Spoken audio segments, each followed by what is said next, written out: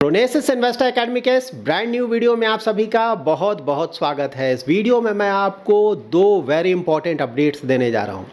इन दोनों के बारे में आपको अच्छी जानकारी होनी चाहिए। अगर आप लॉन्ग टर्म इन्वेस्टर हैं तो देखिए, इस तरह के इंपॉर्टेंट नॉलेज से या फिर इंफॉर्मेशन से आप लॉन्ग टर्म में काफ़ी अच्छे रिस्क एडजस्टेड रिटर्न जनरेट कर पाएंगे। वीडियो को पूरा देखें, अच्छी तरह से समझें। अगर वीडियो पसंद आए तो लाइक एंड शेयर करें। पहली बार हमारे यूट्यूब चैनल पे आए हैं तो चैनल को जरूर सब्सक्राइब करें। तो देखिए, यहाँ पे जो सेकेंड अपडेट है वो बहुत इंपॉर्टेंट है इंडियन कॉन्टेक्स्ट में, क्योंकि उसके कारण स्टॉक्स का, काफ़ी सारे स्टॉक्स के प्राइस में ऑलरेडी मूवमेंट स्टार्ट हो चुका है। कुछ स्टॉक्स ने बहुत अच्छे रिटर्न जनरेट किए हैं शॉर्ट टर्म में। लेकिन हाँ, फिलहाल जो नंबर वन न्यूज़ है, वर्ल्ड का नंबर वन न्यूज़ है, उससे हम स्टार्ट करते हैं। तो देखिए, यूएस के मार्केट्स को अगर आप फॉलो करते हैं ना, तो कल यूएस मार्केट शुरू में बुरी तरह से गिरा था, उसके बाद अच्छा खासा रिकवरी हुआ और उसके बाद पॉजिटिव होकर बंद हुआ। तो ऐसा क्यों हुआ? यूएस में कल इन्फ्लेशन का फिगर आया था, तो शुरू में कोर इन्फ्लेशन का फिगर आया। कोर इन्फ्लेशन का मतलब ये हुआ कि जो टोटल इन्फ्लेशन होता है, सीपीआई फिगर, उसमें जब आप फ्यूल और फूड प्राइसेस को घटा देंगे, एक्सक्लूड कर देंगे, तो आपको कोर इन्फ्लेशन मिलता है। तो यहाँ पे कोर इन्फ्लेशन का फिगर मार्केट जिस तरह का एक्सपेक्ट कर रहा था उस तरह का नहीं आया था। मतलब कोर इन्फ्लेशन लास्ट ईयर के मुकाबले अगर आप देखेंगे अगस्त का, तो 3.2% से बढ़ा है, और मंथ ऑन मंथ देखेंगे तो जुलाई में ये 0.2 से बढ़ा था, जबकि अगस्त में ये 0.3 से बढ़ गया। थोड़ा मतलब 0.1 का ही असर है। आपको लगेगा कि ये बहुत छोटा है, बट हाँ, ये चीज़ें मैटर करती हैं। तो इसी फिगर के कारण जो स्टॉक मार्केट है वो बुरी तरह से गिरा, क्योंकि स्टॉक मार्केट सोच रहा था कि अगर इन्फ्लेशन बहुत कम हो जाएगा ना, तो इवन 50 बेसिस पॉइंट का रेट कट आएगा। तो यहाँ पे एक डैम्पनर था। हाँ, उसके बाद सीपीआई का फिगर आया। CPI means core inflation plus fuel और फूड प्राइसेस। तो जब उनको आप इंक्लूड कर इन्फ्लेशन फिगर देंगे तो उसको सीपीआई बोलते हैं। तो वो फिगर रिलेटिवली बेटर आया था। मतलब अगर आप लास्ट ईयर के फिगर से मुकाबला करेंगे ना, तो वहाँ पे ये 2.5% है, जो कि बहुत अच्छा फिगर है। जुलाई का फिगर 2.9% था, तो कम हुआ है। साथ ही मंथ ऑन मंथ भी देखेंगे तो वहाँ पे सिर्फ 0.2% से बढ़ा है। तो ये एक पॉजिटिविटी आया मार्केट में इसके कारण। लेकिन हाँ, जिस तरह का इन्फ्लेशन फिगर आया है यूएस में, वहाँ काफ़ी हद तक चांसेस यही है कि जो 17 और 18 सितंबर को फेड का मीटिंग होने जा रहा है, उसमें 25 बेसिस पॉइंट रेट हाइक ही होगा। 50 बेसिस पॉइंट रेट हाइक होने के चांसेस बहुत कम है। यूएस में जो ट्रेडर्स हैं उसमें से 85% का मानना है फिलहाल कि 25 बेसिस पॉइंट रेट कट होगा, और अबाउट 15% का अभी भी मानना है कि 50 बेसिस पॉइंट रेट कट हो सकता है। यहाँ पे देखिए, इंटरेस्टिंग क्या है कि कुछ लोग चाहते हैं 50 बेसिस पॉइंट रेट कट, लेकिन देखिए 50 बेसिस पॉइंट रेट कट का पॉजिटिव और नेगेटिव दोनों है।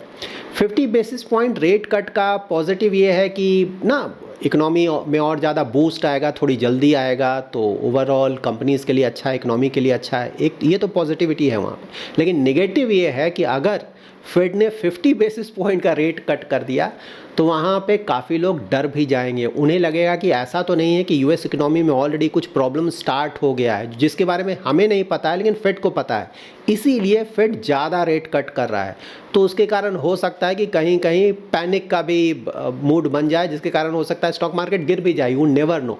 तो ये दोनों चीज़ें हैं। बट एनी हाउ, जो सीपीआई फिगर आया उसे मोस्टली मार्केट ने पॉजिटिवली लिया और 25 बेसिस पॉइंट रेट कट मान कर चला जा रहा है, जो कि ओवरऑल अच्छा है ना। लास्ट ईयर से ही हम एक्सपेक्ट कर रहे थे कि यूएस में रेट कट होगा। लास्ट ईयर भी नहीं हुआ, इस साल भी अब बिल्कुल लास्ट में हम आ चुके हैं ना, सितंबर में आ चुके हैं। तो चलिए, स्टार्ट तो होगा, और उसके बाद नवंबर दिसंबर भी है, वहाँ भी अगर कुछ रेट कट हो जाता है तो अच्छा है। इकोनॉमी में थोड़ा बूस्ट मिलेगा। अगर यूएस इकोनॉमी में थोड़ा बूस्ट आएगा तो ऑफकोर्स पूरे वर्ल्ड पे उसका फ़र्क पड़ता है, क्योंकि यूएस सबसे बड़ा लार्जेस्ट इकोनॉमी है वर्ल्ड का, तो बिल्कुल उससे फ़र्क पड़ेगा। इंडियन इकोनॉमी पे भी फ़र्क पड़ेगा। वहाँ जब इंटरेस्ट रेट कम होंगे तो उसके कारण, जैसे जो आपका बॉन्ड में इन्वेस्टमेंट है, डेट में इन्वेस्टमेंट है, वहाँ पे आपका रिटर्न कम होने लगेगा, तो वहाँ से कुछ पैसा बाहर निकलेगा, इक्विटी में जाएगा, कुछ गोल्ड में जाएगा, कुछ बिटकॉइन में जाएगा। तो जो इक्विटी का पैसा है वो इमर्जिंग इक्विटीज़ में आएगा। इमर्जिंग इक्विटी में इंडिया बहुत अच्छा कर रहा है, तो कुछ पैसा इंडिया में भी आएगा, जो कि इंडियन स्टॉक मार्केट के लिए बहुत अच्छा है। क्योंकि इंडियन स्टॉक मार्केट अभी देखिए जो भी परफॉर्मेंस आ रहा है, मोस्टली आ रहा है जो इंडिया में ही इन्वेस्टर्स हैं ना, DII investor, domestic institutional investors जो हैं या फिर रिटेल इन्वेस्टर्स, उनका अच्छा खासा पैसा आ रहा है इंडिया में, जिसके कारण स्टॉक मार्केट ज़्यादा गिर नहीं रहा है इंडिया में और ठीक ठाक परफॉर्मेंस आ रहा है। लेकिन जब FIIs का भी पैसा आने लगेगा तो स्टॉक मार्केट में हम एक्सपेक्ट कर सकते हैं कि अच्छा खासा तेजी आ सकता है। यहाँ पे कई लोगों को लग सकता है कि इन्फ्लेशन तो अभी भी ज़्यादा है, 2.5% है। आपने तो कई बार बोला है कि फेड रिजर्व इन्फ्लेशन को 2% लाना चाहता है। जैसे RBI अगर आप देखें ना, इंडिया में इन्फ्लेशन को 4% के आसपास लाना चाहता है, तो जो डेवलप्ड कंट्रीज़ हैं वो इन्फ्लेशन को 2%, लाइक US 2% लाना चाहता है। यूरोपियन कंट्रीज़ को भी देखेंगे वो भी इन्फ्लेशन 2% के आसपास रखना चाहती हैं। और जो डेवलपिंग कंट्रीज़ हैं वहाँ इन्फ्लेशन थोड़ा ज़्यादा होता है, लेकिन इंडिया में 4% के आसपास लाना चाहता है। तो ये बिल्कुल सही है, ऐसा नहीं कि इंडिया में कोई प्रॉब्लम है, ठीक है, क्योंकि इंडिया एक डेवलपिंग कंट्री है। तो US में इन्फ्लेशन तो ज़्यादा है, 2% तो आया नहीं है, तो फिर रेट कट क्यों करेगा फेड? तो देखिए यहाँ पे आपको समझना ज़रूरी है ना कि जब भी इन्फ्लेशन बढ़ता है, ठीक है, तो इन्फ्लेशन को कम करने के लिए इंटरेस्ट रेट बढ़ाया जाता है। तो जब इंटरेस्ट रेट आप बढ़ाएंगे तो उस इंटरेस्ट रेट के बढ़ने का असर इकोनॉमी पे तुरंत नहीं पड़ता है, उसका असर पड़ने पे कई महीने लग जाते हैं, कभी कभी साल लग जाता है। इसीलिए जब कोविड के समय आपको पता है वर्ल्ड वाइड इंटरेस्ट रेट को कम किया गया, क्योंकि इकोनॉमी में प्रॉब्लम चल रहा था, तो इकोनॉमी को स्टिमुलेट करना था, तो इंटरेस्ट रेट कम किया गया। तो जब इंटरेस्ट रेट कम होने लगा तो धीरे धीरे इन्फ्लेशन ऊपर जाने लगा। लेकिन ऐसा नहीं है कि इंटरेस्ट रेट कट होने से इन्फ्लेशन तुरंत ऊपर चला गया, क्योंकि US का इन्फ्लेशन अगर आप देखेंगे सबसे ज़्यादा कितना आया था, 9.1%।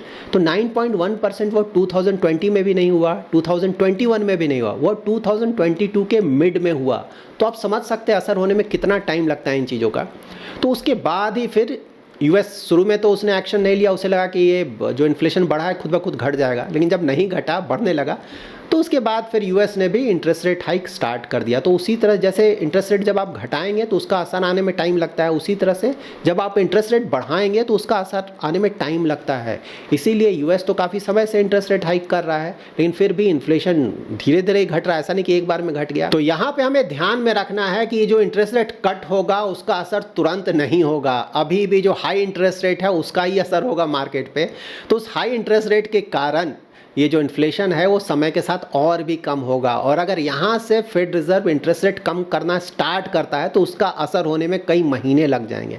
इसीलिए कई जगह आपने कुछ एक्सपर्ट्स को सुना होगा ना कि वो बोल रहे हैं कि ऑल दो इंटरेस्ट रेट कट होने वाला है, लेकिन अभी भी रिसेशन होने के चांसेस हैं, क्योंकि इंटरेस्ट रेट काफ़ी समय से वहाँ पे काफ़ी ज़्यादा ऊपर है और इसका जो असर है आने वाले कई महीनों तक रहेगा। इसीलिए US में अभी भी कुछ हद तक ये डर है। ऑफकोर्स वो डर काफ़ी कम है, मे बी 5%, 10%, उससे ज़्यादा नहीं है, लेकिन उतना परसेंटेज अभी भी डर है कि कहीं US में रिसेशन नहीं आ जाए, क्योंकि काफ़ी लंबे समय तक वहाँ पे इंटरेस्ट रेट बहुत ऊपर रहा है। बट हाँ, ओवरऑल हम 5-10% के लिए तो जाएंगे नहीं, जहाँ पे हमें 80%, 90% का सियोरिटी है। मोस्टली हम जो इन्वेस्टमेंट प्लान बनाएंगे उसके बेसिस पे ही बनाएंगे। और ऑफ कोर्स हम ये दिमाग में रखेंगे कि 5-10% के चांसेस हैं कि कुछ गड़बड़ हो जाए। तो यहाँ पे हमें यही ध्यान में रखना है कि ऑल दो इंटरेस्ट रेट कट स्टार्ट होंगे, लेकिन उसके कारण ऐसा नहीं है कि जो इन्फ्लेशन है वो बढ़ने लगेगा। इन्फ्लेशन अभी भी कुछ समय तक, कुछ और महीनों तक लगातार कम होता रहेगा। तो यहाँ पे पॉजिटिव ये भी है कि जैसे ही US में इंटरेस्ट रेट कट स्टार्ट होंगे, फिर मोस्टली इंडिया में भी आप देखेंगे कि आने वाले महीनों में, इमीडिएटली नहीं होगा, लेकिन आने वाले महीनों में इंडिया में भी इंटरेस्ट रेट कट स्टार्ट होगा, जो कि इंडियन इकोनॉमी के लिए बहुत अच्छा है। इनफैक्ट यहाँ पे ये आपको ध्यान में रखना है ना कि although interest rate cut start होंगे, लेकिन थोड़ा आप देखेंगे ना कि इंडिया का GDP है पहले के मुकाबले शायद थोड़ा कम हो, लाइक लास्ट फाइनेंशियल ईयर में 8% प्लस चले गए थे। इस साल RBI का भी फिगर देखेंगे तो 7.2% दे रहा है, और दूसरे जो इंटरनेशनल एजेंसीज है वो भी अबाउट 7% या फिर कहीं कहीं उससे भी थोड़ा कम दे रहे हैं। उसका कारण क्या है? क्योंकि इंडिया में भी इंटरेस्ट रेट तो ज़्यादा है, तो उसका नेगेटिव असर पड़ता है इकोनॉमी पे। इन्फ्लेशन तो कम हो रहा है, ठीक है, लेकिन साथ ही ओवरऑल इकोनॉमी पे भी असर पड़ता है। इसीलिए जो GDP ग्रोथ रेट है वो थोड़ा सा कम होकर आएगा। लेकिन हाँ, जैसे जैसे इंटरेस्ट रेट कट होने लगेंगे उसका असर आने लगेगा, तो कुछ महीने के बाद उसका जब असर आने लगेगा तो उसके कारण फिर GDP फिगर्स और ऊपर जाने लगेंगे। तो एक्सपेक्ट कर सकते हैं कि इंडिया में भी जल्दी ही रेट कट स्टार्ट होगा, ऑल्दो कुछ महीने के बाद होगा, लेकिन यहाँ भी जल्दी ही स्टार्ट होगा। और next year world wide, US हो या फिर यूरोप हो या फिर इंडिया हो, सभी जगह काफ़ी अच्छा रेट कट होगा, जो कि ओवरऑल इकोनॉमी के लिए बहुत अच्छा है। यहाँ पे सिर्फ ध्यान में आप ये रखें कि देखिए, मैं बोल रहा हूँ इकोनॉमी के लिए अच्छा है, क्योंकि अगर आप स्टॉक मार्केट को देखें ना, तो स्टॉक मार्केट ना लास्ट ईयर से ही मानकर चल रहा था कि रेट कट होने वाले हैं। तो इसीलिए stock market, US stock market का परफॉर्मेंस देखें या इंडियन स्टॉक मार्केट का देखें तो ओवरऑल परफॉर्मेंस बहुत अच्छा आया। उसका एक बहुत बड़ा कारण ये भी है कि मार्केट काफ़ी समय से एक्सपेक्ट कर रखा हुआ था कि भाई इंटरेस्ट रेट कट होने वाला है। तो अभी मान लीजिए 25 बेसिस पॉइंट का रेट कट होता है तो कोई बहुत बड़ा पॉजिटिव न्यूज़ नहीं है मार्केट के लिए, क्योंकि मार्केट काफ़ी समय से इसे डिस्काउंट करके रखा है। हाँ, इसके बाद अगर कुछ बड़ा रेट कट होता है तो उसे मार्केट काफ़ी पॉजिटिवली लेगा। आज का सेकेंड अपडेट है क्रूड ऑयल से रिलेटेड। क्रूड ऑयल का अगर आप लास्ट 1 मंथ का प्राइस देखेंगे ना तो 13-14% से नीचे आ गया है। लास्ट 1 मंथ में अगर आप देखेंगे पहले तो अबाउट $80 पर बैरल हुआ करता था, अब ये घटकर $70-71 पर बैरल हो गया। मैं क्रूड ऑयल में ब्रेंट क्रूड की बात बोल रहा हूँ, क्योंकि अलग अलग अगर आप वेराइटीज़ ऑफ ऑयल का प्राइस देखेंगे थोड़ा बहुत डिफरेंस होता है, डेंसिटी का डिफरेंस आता है, सल्फर कंटेंट का डिफरेंस आता है, इसीलिए प्राइस में थोड़ा बहुत डिफरेंस होता है। बट हाँ, जनरली हम ब्रेंट क्रूड को फॉलो करते हैं, तो काफ़ी तेज़ी से प्राइस नीचे आया है। तो इसके कारण बहुत सारे सेक्टर्स हैं इंडिया में जहां की अच्छा खासा रिटर्न जनरेट हुआ है लास्ट 1 मंथ में या फिर लास्ट फ्यू डेज़ में। तो देखिए, इसका रीज़न ये है कि इंडिया ना, जो एनर्जी रिक्वायरमेंट है इंडिया का, ऑलमोस्ट 80% हम इंपोर्ट करते हैं। तो जब भी आप इंपोर्ट करेंगे तो सही बात है, कंट्री से पैसा बाहर जाएगा, बहुत ज़्यादा पैसा बाहर जाता है। तो अगर आप वहाँ पे इंपोर्ट बिल आपका कम होता है, एनर्जी का प्राइसेस अगर कम होगा तो ऑफकोर्स इंपोर्ट बिल हमारा कम होगा।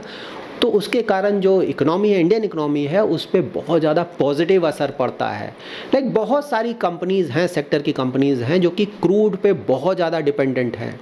पेंट को अगर आप देखें, पेंट इंडस्ट्रीज़ के बहुत सारे स्टॉक्स का परफॉर्मेंस आप चेक कीजिएगा, लास्ट 1 मंथ का, लास्ट फ्यू डेज़ का बहुत अच्छे रिटर्न्स आए हैं। क्यों आए हैं? क्योंकि वहाँ पे जो उनका कॉस्टिंग होता है ना, कॉस्टिंग में ऑलरेडी इनपुट कॉस्ट उसे बोलते हैं, तो इनपुट कॉस्ट का ऑलमोस्ट 35% ये क्रूड ऑयल के प्राइसेस पे डिपेंड करता है, क्योंकि क्रूड के कुछ डेरिवेटिव्स को वो यूज़ करते हैं पेंट बनाने में। उसी तरह से एविएशन सेक्टर का जो टोटल प्राइसिंग है, कॉस्ट है, उसमें almost 40% up to 40% crude oil का जाता है, उसे हम एविएशन फ्यूल बोलते हैं। तो उसमें उस प्राइसिंग को जाता है ऑलमोस्ट 40%। तो आप समझ सकते हैं कि जब यहाँ प्राइसिंग कम होगा तो इन सेक्टर्स को कितना फ़ायदा होगा। इसीलिए एविएशन सेक्टर की भी कंपनीज़ का अगर आप परफॉर्मेंस देखेंगे बहुत अच्छा आपको लगेगा। ऑयल मार्केटिंग कंपनीज़, वहाँ भी बहुत फ़र्क पड़ रहा है। उसका रीज़न क्या है कि वो रिफ़ाइन करती हैं और बेचती हैं, तो जब प्राइस कम होगा तो उन्हें भी बहुत फ़ायदा होता है। इसका नुकसान किसे आएगा? तो जो ऑयल एक्सप्लोरेशन कंपनीज़ होती हैं ना, जो कि ज़मीन से ऑयल निकालती हैं फिर उसे बेचती हैं, उनके लिए अच्छा न्यूज़ नहीं है। तो उनके स्टॉक प्राइसेस को आप जाकर देखिएगा, बुरी तरह से गिरे हैं। तो देखिए, इन चीज़ों को आप ध्यान में रखें। ये तो अगर कोई टैक्टिकल कॉल लेता है ना कि क्रूड ऑयल का प्राइसेस तेज़ी से नीचे जा रहा है, तो जो सेक्टर्स हैं उनकी कंपनीज बहुत अच्छा करेंगे, तो वहाँ से आप शॉर्ट टर्म में ही बहुत अच्छे रिटर्न जनरेट कर पाएंगे। तो ये था 2 इंपॉर्टेंट अपडेट्स। ऑफ कोर्स हमें इन चीज़ों के बारे में अच्छी जानकारी होनी चाहिए, क्योंकि लॉन्ग टर्म के इन्वेस्टमेंट जर्नी में हमें काफ़ी मदद करता है। But again, most important point मैं रिपीट कर दे रहा हूँ, अगर आप लॉन्ग टर्म इन्वेस्टर हैं, 10-20 ईयर्स के लिए इन्वेस्टमेंट करते हैं, तो वहाँ पे इन शॉर्ट टर्म के चेंजेस के कारण पोर्टफोलियो में हमें चेंजेस नहीं लाने चाहिए। ठीक है, हमेशा ध्यान में रखें। तो देखिए, ये तो था कुछ पॉजिटिव न्यूज़। अब कुछ मार्केट अपडेट में हमें ऑफ कोर्स ये जानना चाहिए कि देखिए, सभी कुछ पॉजिटिव नहीं है। ठीक है, कभी भी सभी कुछ पॉजिटिव नहीं होता है। किसी भी ना टाइम पीरियड में पॉजिटिव और नेगेटिव दोनों होते हैं। तो अगर आप नेगेटिव न्यूज़ की बात करें तो नंबर 1 तो ये है कि जैसा ऑलरेडी मैंने आपको बताया था कि यूएस में इंटरेस्ट रेट बहुत हाई रहा है काफ़ी समय तक। तो ऑल्दो चांसेस बहुत कम है, मे बी 5% या फिर उससे भी कम, लेकिन यूएस में रिसेशन का डर अभी भी है। You never know. ठीक है, तो ये बात हमें ध्यान में रखना है। बट ऑफ कोर्स उसके कारण हम स्ट्रैटेजी में कोई चेंजेस नहीं करने जा रहे हैं, लेकिन हाँ, हमें ध्यान में रखना है कि अगर ये हुआ तो हमें मार्केट में टिके रहना है, डर कर भागना नहीं है। नंबर 2 है जियोपॉलिटिकल टेंशंस। देखिए, जो भी वॉर चल रहा है वो तो चल ही रहा है ना। यूक्रेन का अगर प्रॉब्लम देखें, चल ही रहा है। ईरान है, हमास है, इजराइल है, तो यहाँ पे जो प्रॉब्लम है वो भी चल रहा है। यू नेवर नो कब एस्केलेट हो जाएगा, तो ये चीज़ भी हमें ध्यान में रखना है। और थर्ड पॉइंट जो कि इंडिया सेंट्रिक है, वो है वैल्यूएशंस। हमें ध्यान में रखना है कि इंडिया में मिड कैप, स्मॉल कैप के जो स्टॉक्स हैं वो बहुत ज़्यादा ओवर वैल्यूड हैं। तो जब भी मार्केट को मौका मिलेगा गिरने का, तो यहाँ पर गिरावट काफ़ी ज़्यादा आ सकता है। तो देखिए ये था कुछ पॉजिटिव और नेगेटिव न्यूज़। ओवरऑल अगर आप देखें तो पॉजिटिविटी बहुत है, खासकर इंडियन इकोनॉमी बहुत अच्छा कर रहा है। ऑल दो वैल्यूएशन ज़्यादा है, लेकिन वैल्यूएशन ज़्यादा है तो या तो टाइम करेक्शन होगा और प्राइस करेक्शन होगा, थोड़ा बहुत गिरेगा। वैल्यूएशन जब अट्रैक्टिव होगा फिर से ऊपर मार्केट तेज़ी से जाएगा। तो लॉन्ग टर्म इन्वेस्टर्स को इन चीज़ों में ज़्यादा ध्यान नहीं देना चाहिए। जो भी आपने डिसाइड किया है ना, एसेट एलोकेशन या फिर मार्केट कैप एलोकेशन, उसके बेसिस पे ही हमें अपना इन्वेस्टमेंट कंटिन्यू करना चाहिए। इन चीज़ों के कारण पोर्टफोलियो में थोड़ा बहुत चेंजेस कर सकते हैं, ज़्यादा चेंजेस बिल्कुल नहीं करें। ज़्यादातर समय हमें मार्केट में इन्वेस्टेड रहना चाहिए। That's it in this video. अगर इस वीडियो से कोई वैल्यू एडिशन हुआ है तो लाइक एंड शेयर जरूर करें। पहली बार हमारे यूट्यूब चैनल में आए हैं तो चैनल को जरूर सब्सक्राइब करें। Thanks lot for watching.